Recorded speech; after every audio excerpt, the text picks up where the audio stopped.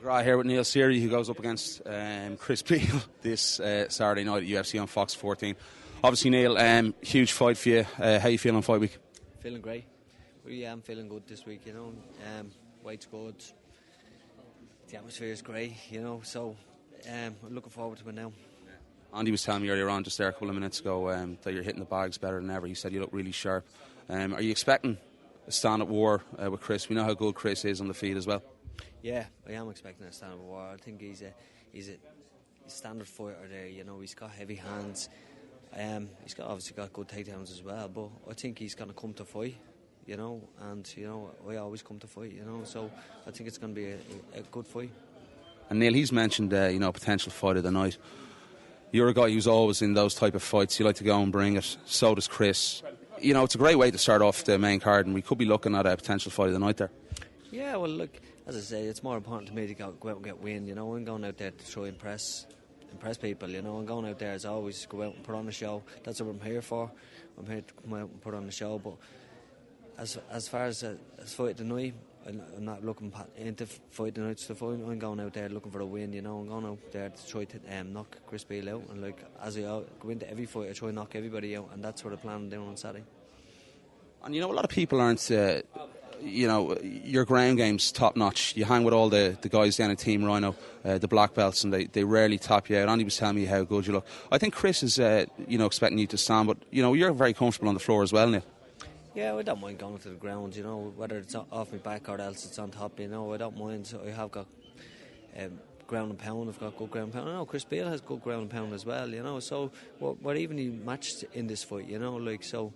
I think it's going to come down to who has the best chin, who has the best cardio, you know, and that's what I've been working on, you know. I've been working with a lot of pro boxers the last couple of weeks, you know. Pascal Collins, it's his gym in Blanchardstown, you know, and I've been sparring with pro boxers, you know, so if they don't test your chin, nobody will, you know. So, like, I'm going out there and I'm going to let bombs go, and I'm sure Chris is going to do the same, and we'll see who has the best chin.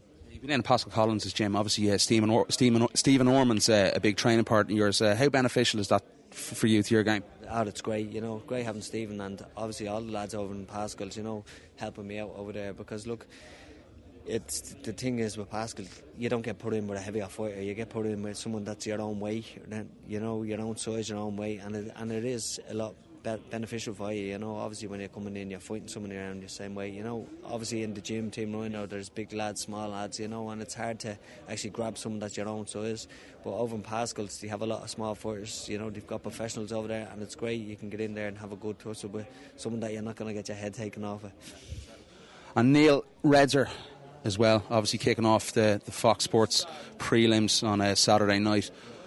How much does it mean for you, for him to be on the same card as you, and you both get to share the experience together, because you've, over the last 6-7 years, you've both trained together down at Team Rhino? It must be a very special moment. Yeah, it's brilliant. It's brilliant for Paul to come out and actually just see what happens in the UFC. Look what he's walking out to. You know what I mean? Look at that. That's incredible. Your first fight in an arena in Stockholm for the UFC. It's unbelievable. It's brilliant for him, but it's not even brilliant for him. It's brilliant for Andy. Andy put in all the hard work. Andy has put in the hard work over the years with us, and you know, it's all coming good for him now, you know. And look, we walk away with 2 wins on Saturday night, and it'll be even better night for us. I think that people are underestimating Paul, because there's been a lot of talk about Mirsad Bektic, Sherdog 2013, one of the hottest prospects. But I think people tend to forget that, you know, Redzer, a lot of people have been calling for him to get in the UFC for quite some time, and he is one of the best lightweights in Europe. Well, look, if you underestimate someone, you know, it comes down to you'll end up getting more or less kicked in the face for it. You know, you never underestimate your opponent going out there. It's 4-ounce gloves. You know, we both have the same amount of gloves on. You know, so it's one of them. Get out there. No one. It's hard. You know, people that do say they underestimate him, but I don't think you can underestimate Paul. Look at his record, look at his finishes, look at the submissions he can pull off, you know. So he's dangerous. He really is a dangerous fighter, and he wouldn't be here if he wasn't a dangerous fighter.